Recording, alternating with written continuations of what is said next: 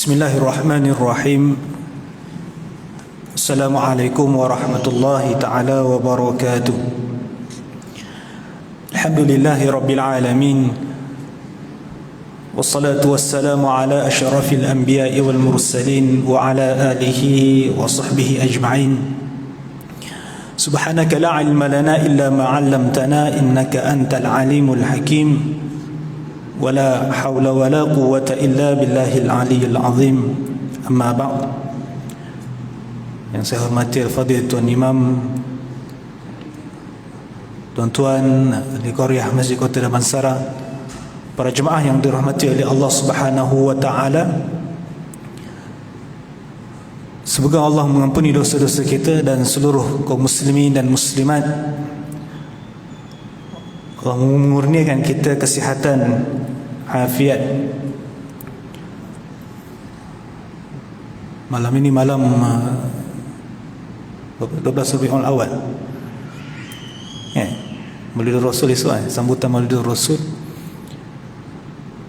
Semoga dengan memperingati bulan Rabiul Awal, kita mengingati baginda Nabi sallallahu alaihi wasallam dalam segala bentuk perjuangan Nabi. Dan pada malam ini insya-Allah kita akan membincangkan, menyambung beberapa kalam ataupun ungkapan-ungkapan yang berlega dalam kalangan masyarakat umum, menyangkakan bahawa ia adalah kalam daripada Nabi sallallahu alaihi wasallam, tetapi ia bukannya kalam ataupun ungkapan yang datang daripada Nabi, tapi hadir daripada kalam daripada para sahabat dan juga kalam-kalam daripada para tabi'in. Tuan-tuan dan puan yang dirahmati oleh Allah Ta'ala, insya-Allah kita sambung pada hari ini pada satu ungkapan yang dihimpunkan penulis oleh Dr. Muhammad Fuad Syakir. Ada satu ungkapan yang berlega dalam kalangan masyarakat kaum muslimin terutamanya, berbunyi, madadul ulama'i afdal min dammi syuhada. Kata-kata ini yang bermaksud madad ataupun tinta, tulisan ataupun catatan, madad al-ulama yang ditulis ataupun yang ditintakan oleh para ulama, para alim ulama, afdalu, lebih baik dan lebih agung daripada darah para syuhada. Kata-kata ini dinyatakan oleh Ibnu Jauzi, yang menyatakan bahawa waqala Ibnu Jauzi fi riwayatil hadis, hadza hadithun la yasihhu an Rasulillah sallallahu alaihi wasallam. Sebelum ni saya bacakan ungkapan-ungkapan yang datang daripada min aqwalis sahabah radhiyallahu anhum, yang mereka menyangka itu adalah kalam daripada Nabi sallallahu alaihi wasallam. Lebih-lebih lagi hari ini kita lebih terdedah, tuan-tuan puan para jemaah, dengan kemudahan teknologi maklumat ataupun media sosial, maklumat ataupun info tu datang dengan begitu meluas, sehingga kan kita tiada sempat untuk menapis ataupun membuat saringan maklumat ni yang bertalu-talu masuk ataupun yang kita terima. Kadang-kadang kita pun tak ambil tahu, malah nak ambil tahu, rasa benda tu baik, dan orang berkata sandarkan kepada Nabi, hadis daripada Nabi, sedangkan ia bukan daripada hadis Nabi sallallahu alaihi wasallam. Maka Ibnu Jauzi dalam kitab dia kata haza hadis la yasih an Rasulillah. Dia kata hadis ni tidak sahih ataupun tidak sah daripada Nabi sallallahu alaihi wasallam. Bukan daripada Nabi. Nabi tak pernah cakap. Nabi tak pernah cakap. Nabi tak pernah ungkapkan ataupun Nabi sabda tinta para ulama itu lebih afdal daripada darah para syuhada. Tuan-tuan rasa macam mana? Sedangkan ada hadis yang sahih dan hadis yang masyhur mengatakan ulama itu ada kelebihan dia sendiri, dan hadis yang sahih juga mengatakan para syuhada, orang-orang yang syahid berjuang di jalan Allah itu juga tinggi martabat dia. Dua-dua tu pada kelas masing-masing, pada kelas yang berbeza, pada darjat yang tinggi di sisi agama kita, iaitu al-ulama dan juga asy-syuhada, kan. Tuan-tuan pergi ke buat haji ataupun buat umrah, ziarah ke Jabal Uhud, di medan Uhud, menziarahi makam para syuhada, pergi ke medan Badar, ke Badar. Sekarang ni orang Malaysia boleh buat umrah tanpa menggunakan visa umrah, kan. Antara negara Asia, lebih kurang 7 negara Asia yang diberikan kebenaran untuk dalam kalangan kaum muslimin yang boleh mohon visa pelancong, direct e-visa. Tuan-tuan nak pergi Saudi malam ni boleh mohon melalui email dia, isi maklumat, dapat visa, beli tiket, pergi terbang. Tuan-tuan boleh menjelajah seluruh tanah Hijaz, menziarahi tempat-tempat sirah Nabi SAW. Mungkin sebelum ni kita pergi dengan grup umrah, tak boleh nak pergi sembarangan tempat, sebab visa umrah tu terhad di tempat-tempat tertentu. Tapi hari ni kita bebas untuk pergi ke mana, Badar, pergi ke Tabuk, pergi ke Khaybar, mana Taif, sebagaimana ikut kemampuan kita lah. Kalau kita ada duit, kita ada orang yang nak bawa mutawif yang sedia untuk menceritakan sirah Nabi SAW di tempat-tempat yang ada kesan ataupun kesan-kesan sejarah, kesan-kesan sirah Nabi sepanjang perjuangan Nabi dalam mendegakkan agama Islam. Juga faqala Ibnu Hibban, dia kata la yajuz al-ihtijaju bihi. Ibnu Hibban dia kata tak harus untuk kita memerlukan kepada hadis ini, sebab tak tahu daripada mana siapa yang sebut ni. Tinta para ulama lebih baik daripada darah syuhada. Juga disebut oleh Imam Az-Zahabi, matanuhu mawdu', matan dia itu adalah mawdu', palsu. Juga tak tahu daripada mana datang. Matanuhu mawdu'. Kata Imam Az-Zarkashi, dia kata apa? At-tazkiratu fil ahadith al-mushtahirah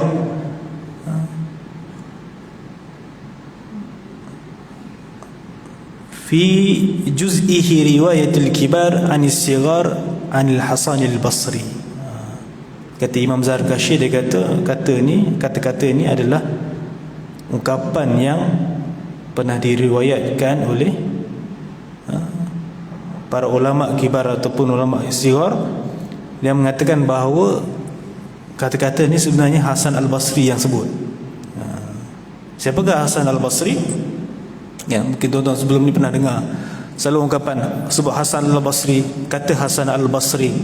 Hasan al-Basri yang lebih sinonim dengan kata-kata hikmah ataupun kata-kata pujangganya dari segi kesufian dia, tasawuf, kata-kata hikmah. Maka Hasan al-Basri ni ma'ruf dalam kalangan kaum muslimin, yang kalau kita lihat Hasan al-Basri merupakan para tabi'in ataupun tabi'in. Siapakah tabi'in? Bagaimana kita nak bezakan sahabat, tabi'in, tabi'in? Tabi'in adalah kaum muslimin yang bertemu dengan para sahabat, berguru, belajar daripada mereka. Itu tabi'in. Yang tidak sempat ataupun tidak hidup pada zaman Nabi SAW. Lebih-lebih lagi, mereka ni memang tidak bertemu pun ataupun tidak berjumpa dengan Nabi. Kalau kita lihat Hasan al-Basri, dia lahir 2 tahun sebelum tamatnya pemerintahan Sayyidina Umar Al-Khattab. Dia kurang pada tahun 21 Hijriah. Sekarang ni tahun 1444. 1444 tahun 21 Hijriah. Maksudnya kalau dilahir 2 tahun sebelum tamat pemerintahan Khalifah Umar, maksudnya memang sah lah, memang dia tak pernah jumpa Nabi. Kalau tengok Nabi wafat, kalau tahun Masihinya 632 Masihi, sekarang 2022. Hasan Al-Basri lahir 2 tahun sebelum tamatnya pemerintahan ataupun Khalifah Umar Al-Khattab, maka sudah pasti dia adalah dalam golongan yang disebut sebagai tabi'in, yang tidak sempat berjumpa dengan Nabi SAW, tapi mengungkapkan kata-kata ataupun pandangan-pandangan yang baik, yang hikmah. Maka di sini kebanyakan para ulama yang awal mengatakan bahawa ia bukannya daripada Nabi sallallahu alaihi wasallam. Juga disebut Imam As-Sakhawi juga dikata Anil Hasan Al-Basri qauluhu. Kata-kata ini adalah Hasan Al-Basri. Imam As-Suyuti juga mengatakan bahawa huwa min kalamil Hasan Al-Basri wa rawa marfu'an bilafzin wa zana jaddul ulama bidammi syuhada farabiha alaihim. Dia kata tinta ataupun catatan para ulama ini adalah sama timbangannya dengan darah syuhada, maka beruntunglah ke atas mereka. Qala Al-Khatib, dia kata maudhu', dan ini bukan daripada Nabi sallallahu alaihi wasallam. Maka kalau kita tengok sini, Hasan Al-Basri yang terkenal dengan keilmuannya, dengan kezuhudannya, dengan kesufiannya. Kalau tuan-tuan biasa dengar antara ungkapan Hasan Al-Basri yang masyhur, dia mengata apa? Seburuk-buruk pendamping bagi manusia ini adalah dinar dan dirham. Itu ungkapan daripada dia, kata-kata hikmah yang keluar daripada mulut dia. Seburuk-buruk pendamping bagi manusia ini adalah dinar dan dirham. Betul lah kan? Orang yang cenderung ataupun memberatkan dirinya, memikirkan harta keduniaan ini secara berlebihan, menganggap bahawa harta itu adalah segala-galanya dalam kehidupan, sama ada kehidupan di dunia ataupun selepas masuk ke alam barzah ataupun alam akhirat. Maka itulah seburuk-buruk pendamping manusia yang bertuhankan wang, dinar, dirham dan sebagainya lah. Dan Hasan Al-Basri yang disebut sebagai golongan tabi'in ini, yang hidup ataupun yang lahir pada tahun kedua selepas tamatnya pemerintahan Sayyidina Umar.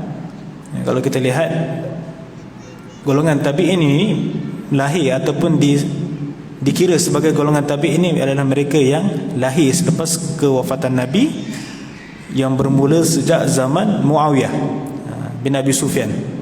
Kat situ kita punya timeline dia lah. Kalau kita nak tahu siapa dia, adakah dia ni sahabat, adakah dia ni tabi'in ataupun tabi'in, kita kena tahu dulu dekat mana dia mula, dia lahir dan bila dia mati. Sebab tu kalau tuan-tuan perasan, kalau kitab-kitab, ada kitab-kitab Arab kan? Kalau kitab-kitab Arab ni, kalau penulis buku, kitab, dia mesti tulis nama penulis, last kali dia akan buat kurungan wafat tahun bila. Buku-buku kita ada tulis ya? Pernah tengok tuan-tuan buku-buku terbitan tempatan kita kan? Penulis contohnya Muhammad Hafiz, mati tahun 2022. Tak ada, kita tak tulis. Bukan amalan kita tulis tahun orang tu mati dalam penulisan. Tapi dalam kaedah penulisan buku, terutamanya kalau menjadi buku-buku tu menjadi sumber utama dalam rujukan, dia letak tahun kewafatan penulis. Supaya kita yang membuat rujukan ni tahu mana yang datang dulu, mana yang kemudian, mana yang sumber lebih prima, sumber yang lebih utama, mana yang sekunder, mana yang ketiga. Maka di situlah kita tahu kehidupan bermula daripada sahabat tu sampailah ke hari ini, ulama mana yang dahulu hingga ke hari ini. Banyak lagi, antaranya Imam Az-Zurqani, Muhammad Al-Amir, Imam Asy-Syaukani, dia kata huwa min qaulil Hasan al-Basri. Kalam ini adalah kalam yang disebut oleh Hasan al-Basri. Tinta ulama itu lebih afdal, lebih baik, lebih aula daripada darah syuhada. Tuan-tuan puan-puan yang rahmati oleh Allah Ta'ala, penulis mensyarahkan ungkapan ini. Dia mengatakan bahawa da'al Islam ilal ilmi wa ta'allum. Agama Islam ni adalah agama yang menyuruh kepada ilmu dan ta'allum, iaitu kita menuntut ilmu, mengaji.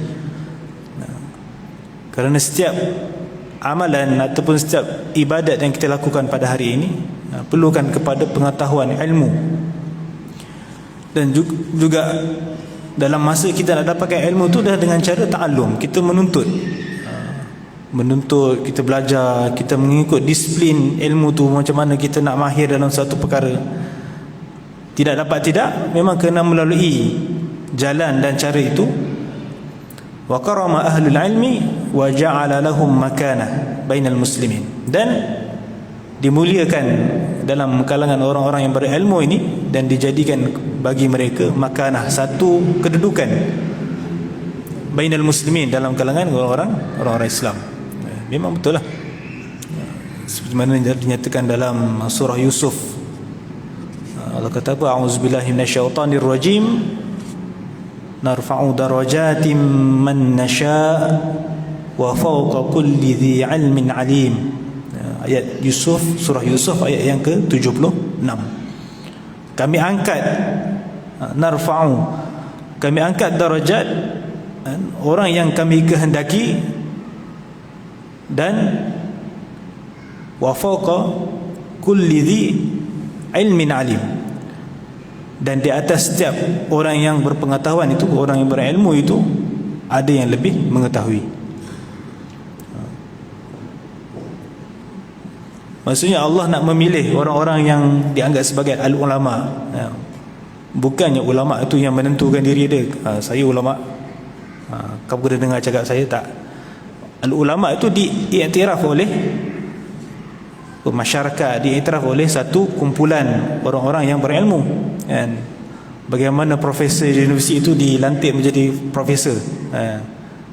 Contohnya dia Profesor Madya di universiti, dia nak jadi full professor, VK7 kan? Maka profesor-profesor yang sedia ada tu kena tengoklah apa kajian-kajian yang dah dibuat, apa research yang dia telah bentangkan. Maka nak mengiktiraf untuk memberi dia profesor, mesti ada dalam kalangan orang-orang juga. Bagaimana seorang ulama itu diangkat. Baru-baru ni kita diberitakan kan dengan kewafatan ataupun kematian ulama al-mujtahid Imam Dr. Yusuf Al-Qaradawi. Bagaimana sampai ke tahap kesatuan ulama sedunia mengiktiraf keilmuan dia, mengiktiraf ilmu yang dia ada, sehingga dia menjadikan seorang ulama yang mujtahid, yang maksudnya orang tidak boleh mempertikai. Kerana orang yang nak mempertikai itu perlu setara keilmuannya. Sebab tu ulama-ulama yang diberikan keilmuan ataupun diberikan taraf mujtahid ni, maka fatwa-fatwa dia ataupun kata-kata dia itu diambil kira, dijadikan rujukan bagi orang-orang yang biasa, orang awam macam kita, dan orang-orang yang memerlukan sandaran. Maka ulama-ulama mujtahid ini menjadi pegangan, pedoman. Maka Allah matikan ataupun Allah tarik kematian para ulama itu, ataupun Allah tarik ilmu itu dengan kematian para ulama. Kita bersedia maklum dengan dalam hadis yang masyhur, hadis yang sering kita dengar, innallaha apa Allah kata, innallaha la yaqbidul ilmi intiza'an yantazi'uhu minal ibad walakin yaqbidul ilma biqabdil ulama hatta iza lam yubqi aliman ittakhazan nasu ru'usan juhala fasu'ilu fa'aftau bighairi ilmin fadallu wa adallu. Hadis sahih yang diriwayatkan oleh Imam Bukhari, Allah menarik ilmu di kalangan manusia itu Allah dengan dicabut ilmu itu dengan dimatikan para ulama. Lebih sedih lagi kita ni hidup pada zaman-zaman ulama meninggal seorang-seorang kan. Maksudnya kita tengok depan mata ataupun kita dengar dengan telinga kita, ulama-ulama yang menjadi rujukan, yang menjadi pegangan, menjadi pedoman, pergi satu-satu. Maka itu adalah satu musibah ataupun bencana, kerana Allah kata sesungguhnya Allah tidak menghapuskan ilmu. Innallaha la yaqbidul ilm intiza'an. Tapi Allah mencabut ilmu tu dengan, Allah tidak mencabut ilmu tu dengan cara sekaligus.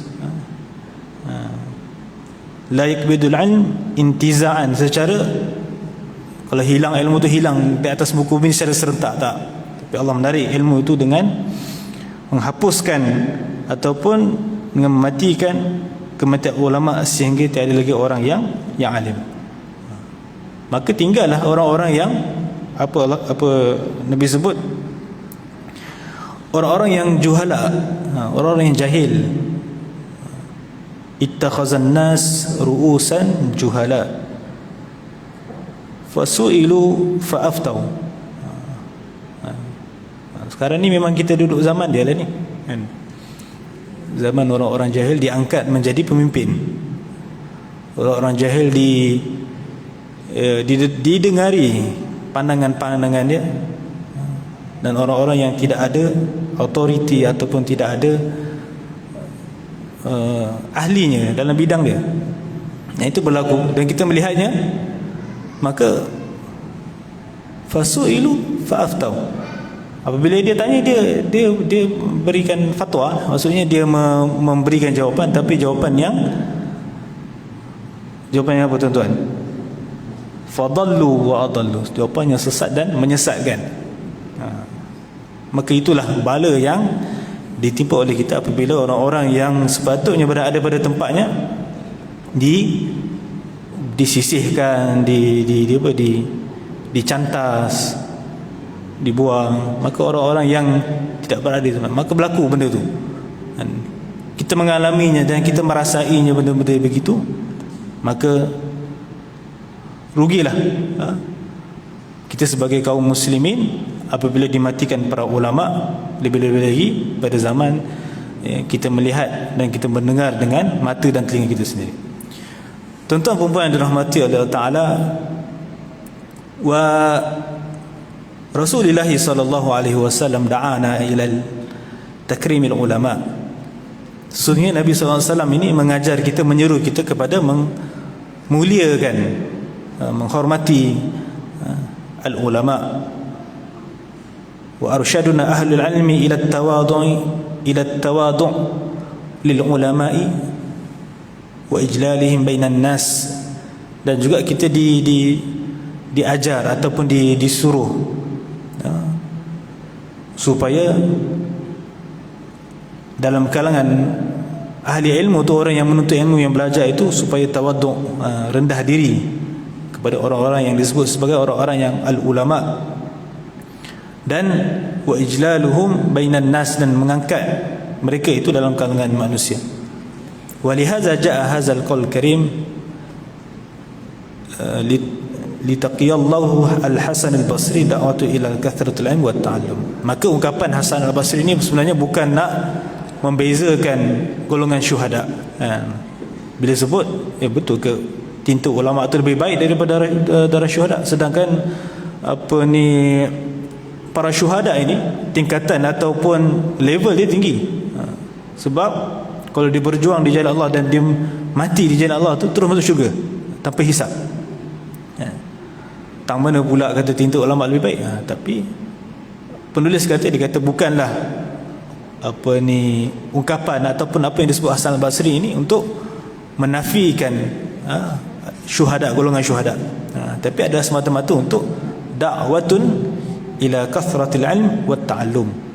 Supaya apa? Supaya saranan daripada Hasan al-Basri supaya orang Islam ni belajar, menuntut ilmu, mencari ilmu dan mengaji, dan mengambil manfaat daripada orang-orang yang berilmu. Maka ungkapan itu kadang-kadang orang salah faham. Dia kata Hasan al-Basri ni buat pala tahu kan, orang kata buat pala tahu. Tak, Hasan al-Basri tabi'in yang menuntut ilmu ataupun yang belajar daripada, yang mendapat ilmu itu daripada dalam kalangan para sahabat. Saranan dia adalah untuk mengajak manusia supaya memperkukuh ataupun memperbanyakkan ilmu dan mempelajarinya. Wal kitabatu fil ilmi nafi' ajruha azim. Dan penulisan, catatan, apa yang dicatatkan oleh para ulama sehingga ke hari ini dalam ilmu yang bermanfaat, ganjarannya adalah amat besar. Sebab tu tuan-tuan, kita boleh membezakan antara baik dan buruk, mengetahui perkara halal dan haram. Patutnya kita kena bersyukur kerana Alkitabah, penulisan, catatan, semua yang dibuat oleh orang-orang salafus soleh, orang-orang awal daripada kita. Mereka menunjuk jalan, mereka menebas laluan-laluan yang penuh ranjau ni. Kita ni yang terkemudian ni beruntunglah. Patut berterima kasih, menghormati para ulama yang bersusah payah mencari jawapan, menghafal dalil, menghafal Al-Quran, menghafal hadis, mengeluarkan hukum, dan pelbagai lagi cara. Maka ajruha azim, ganjaran dia amat besar. Maka kita kena ambil manfaat, ambil istifadah ataupun ambil manfaat. Walihaza ja'ala madadul ulama fi kitabatihim an-nafi'ati afdal min dami syuhada al-mujahidin. Wa hadzal qaul hathu ala ilmi wa ta'allum. Maka penulis dia menegaskan lagi sekali bahawa kata-kata Hasan al-Basri ini bukanlah menafikan kemuliaan para syuhada, tapi adalah semata-mata untuk hathu ala ilmi, untuk orang masyarakat awam, untuk orang kita ni sebagai orang Islam, supaya ini mengejar, mencari ilmu, wa ta'allum, dan menuntut ilmu. Dan wa hadzal qaul laisa min kalamin nabi sallallahu alaihi wasallam. Kalam ini bukan daripada kalam Nabi sallallahu alaihi wasallam. Maka jelas kita boleh tengok dalam ungkapan yang disebut oleh Hasan al-Basri ini, ia bukan datang daripada Nabi sallallahu alaihi wasallam, kerana Nabi menjelaskan secara jelas orang-orang yang disebut sebagai orang-orang yang berilmu, orang-orang yang diangkat darjatnya. Kerana Abdullah bin Mas'ud pernah meriwayatkan daripada Rasulullah sallallahu alaihi wasallam yang bersabda, khairun nas qarni, khairun nas qarni, thumma alladhina yalunahum, thumma alladhina yalunahum, thumma yaji'u min ba'dihim fawqa tasbiqu syahadatihim aymanahum wa aymanuhum syahadatuhum.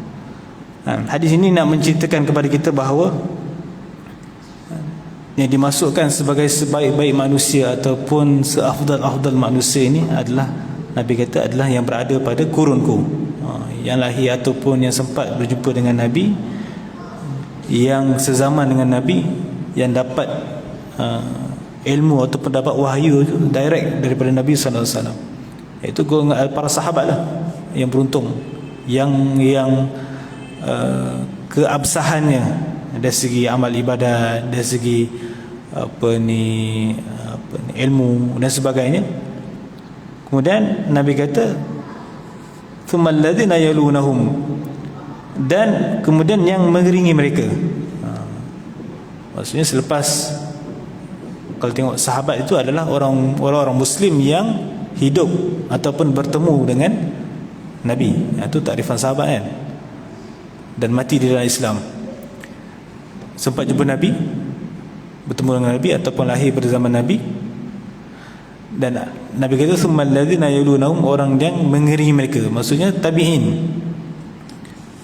Iaitu Hasan, salah satunya Hasan Al-Basri lah, yang tergolong dalam golongan tabi'in yang berada pada kurun seterusnya. Kalau kurun ni 100 tahun 100 kurun, abad 10. Kemudian Nabi kata summal ladzina yalunahum, dan kemudiannya yang mengiringi zaman selepas mereka, tabi'in. Kita ni dah, kalau ikut kurun, dah kurun ke berapa ni? Kurun ke 13 ke kurun ke 14? Kalau 100 dah kurun ke 13 ke 14. Maksudnya dah tak termasuk daripada hadis Nabi ni, maksudnya dah jauh dah. Nabi kata, Nabi sebut 3 kali kan, tsummal ladzina yalunahum, tsummal ladzina yalunahum, yang mengiringi mereka selepas zaman mereka. Kemudian selepas itu akan datang kumpulan, Nabi kata, yang persaksian mereka itu mendahului sumpah mereka, dan sumpah mereka mendahului persaksian mereka.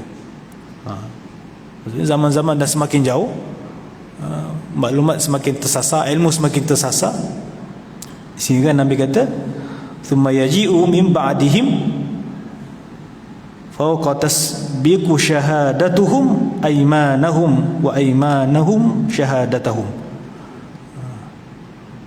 Apa maksud Nabi? Nabi kata apa? Persaksian mereka itu mendahului sumpah mereka.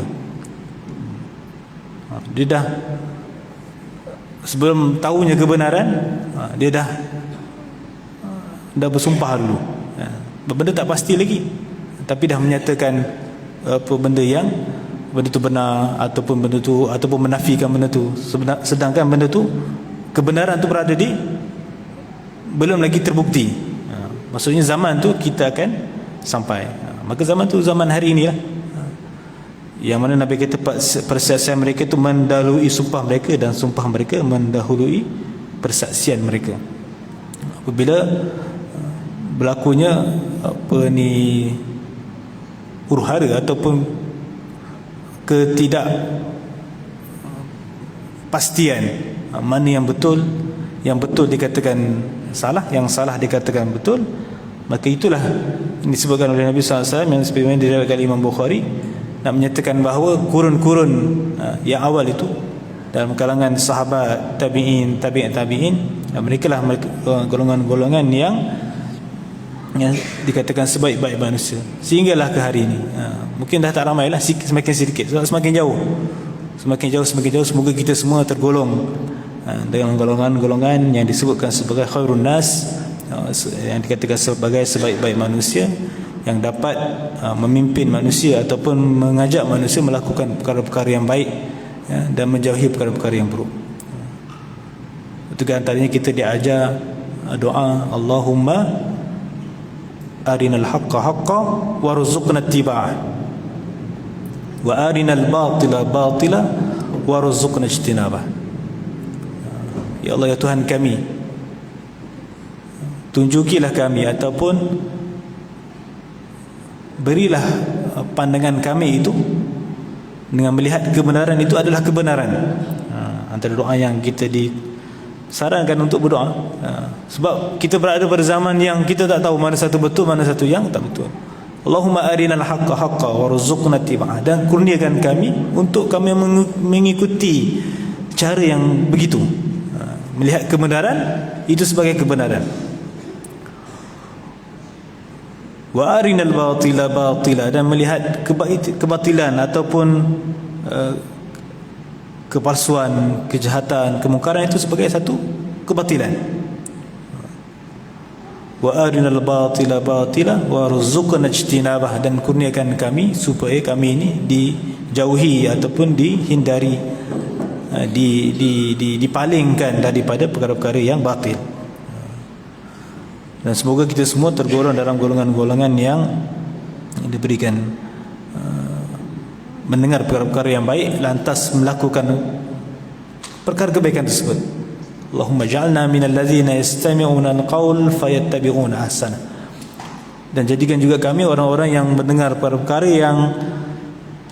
yang tidak baik, yang mungkar ataupun yang tidak benar, lantas kami menjauhi perkara-perkara tersebut. Dan semoga apa yang kita bincangkan pada malam ini kita dapat membezakan apa yang dinyatakan oleh Nabi SAW. Lebih lagi peringatan Nabi tidak mencabut ilmu. Innallaha la yakbidul ilm intiza'an, secara menyeluruh, kan seperti Nabi sebut tadi, Nabi tak cabut ilmu itu dengan secara sekaligus, tapi Allah mencabut ilmu itu dengan kematian para ulama. Dan ingatlah,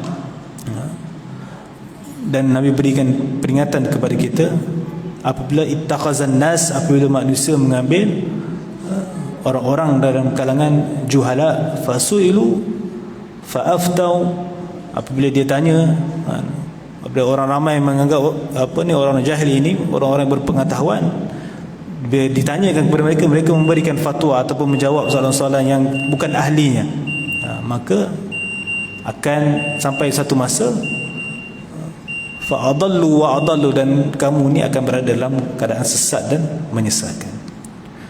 Sekali itu saja untuk pada malam ini. Apa yang baik itu datang daripada Allah Subhanahu wa taala, yang kurang itu daripada saya sendiri. Wa aqulu qouli hadza wa astaghfirullahal azim li wa lakum. Assalamualaikum warahmatullahi taala wabarakatuh. Bismillahirrahmanirrahim. Allahumma faqihna fid din wa 'allimna ta'wil wahdina siratal mustaqim. Allahumma ij'alna minal ladzina yastami'una al-qawl fayattabi'una ahsana. Rabbana atina fid dunya hasanah wa fil akhirati hasanah wa qina azaban nar. Sallallahu ala sayyidina Muhammad wa ala alihi wa sahbihi wa baraka wa sallam, walhamdulillahi rabbil alamin.